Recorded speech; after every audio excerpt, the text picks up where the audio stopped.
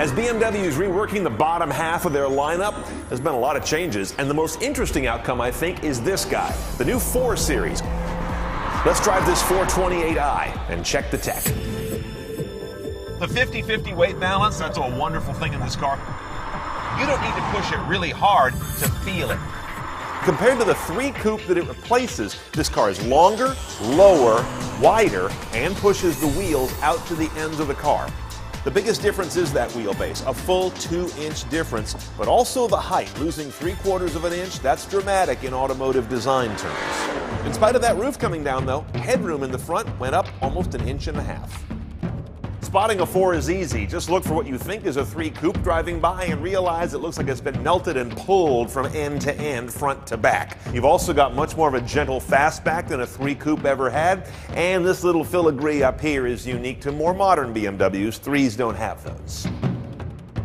Now inside the 4, it looks a lot like a 3. No dramatic re-architecture going on here. This is kind of the fashion these days, this kind of toaster slot screen where the LCD sticks up. I think they're doing it because it kind of says, I'm like a tablet, but it also does free up a lot of area here that would otherwise be taken up by the head unit, gives you some nice vent registers, and in this case, we have a more basic sort of a radio audio layout right here with our optical disc right below it. Even though we don't have nav, though, this LCD is part of it. It's what they call a display radio in auto jargon, which gets you to most of your basic infotainment and communication functions. Now, it's not a touchscreen, of course. The German car, don't touch. So instead, they use the iDrive, even for this basic head unit. But this is the simpler version of the iDrive controller. If you were to get the nav head unit, you get iDrive 4.2, which includes a bigger controller with a touchpad on the top of the knob for finger input. Now, in typical BMW fashion, lots of stuff is optional. You do have Bluetooth base, thank you, but enhanced Bluetooth is an extra cost option. Rear view camera is an extra cost option, as I believe are the all-around sensors. Surround sound is a la carte, and you can get a head-up display, which BMW is just about the best at. The best in terms of color, information presentation, and good tight resolution. Now, controls that relate to actual drivetrain. Well, our car's got the 8-speed automatic. Top 2 gears are overdrive, by the way. This is how most of these guys are going to ship, but you still can get a 6-speed manual. If you want to, I would do so quickly. I don't know how much longer they'll be offering that. Alongside are some drive mode profiles. You have this Eco Pro, and Sport Plus. Sport Plus cancels the stability control. You're not going to use that too often, but I find Sport's a good mode. We'll get on the road with it momentarily. Paddle shifters go with the automatic, obviously not on the manual. And over here at the start-stop button, you've got the auto start-stop defeat.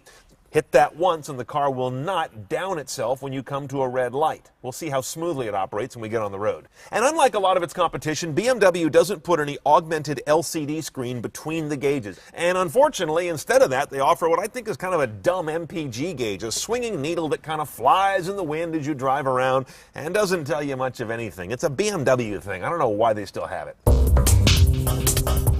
Now, because we have a 428i, that means we have the turbo 4-cylinder. This is kind of a new thing for BMW. They've gotten rid of the non-turbo 6 in this class of car. It's a 2-liter, so it's not even a big 4, and it's very compact and almost sits entirely behind the front axle line. That makes for great weight distribution. In fact, this car is almost exactly 50-50 weight spread, and that's really quite an achievement. How about some numbers? 240 horsepower out of this guy, 255 foot-pounds of torque. 0 to 60 for this 3,470-pound beast comes up in 5.7 seconds. Your MPG will be 2235 unless you get the 6-speed manual, and then you give up 1 MPG on the highway. It's basically a pick.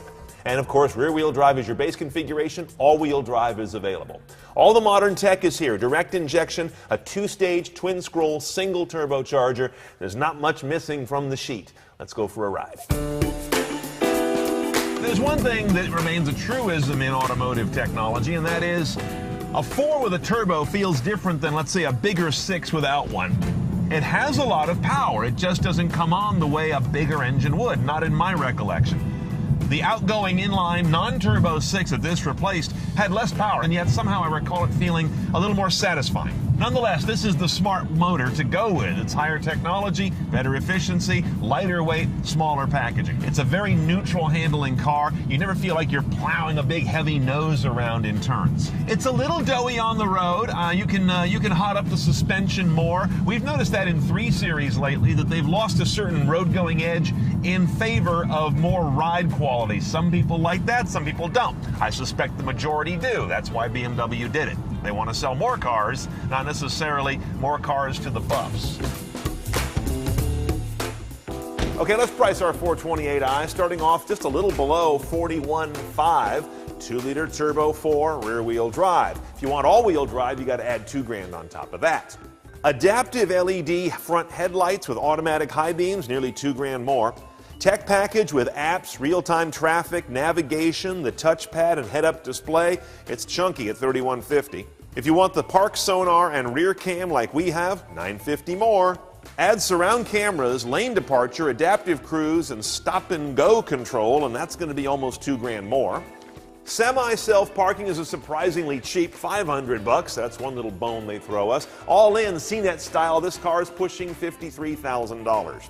You buy one because a 2 Series is just too little, and a 6 Series is biting off too much for your paycheck. It fits nicely and is very distinct in the BMW line, and I bet they're going to sell as many as they can make very quickly.